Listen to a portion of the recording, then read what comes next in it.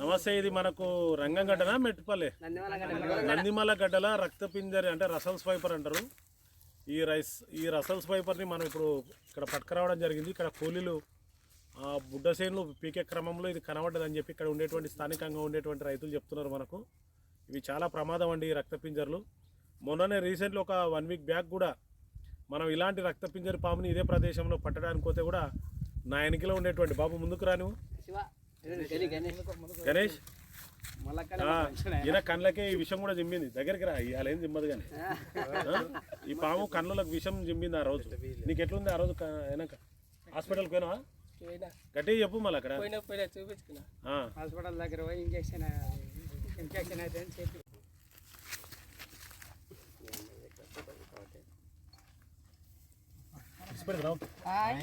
మంది బుడిసిన కూడా వికర్ స్వామి అలా పడదామా?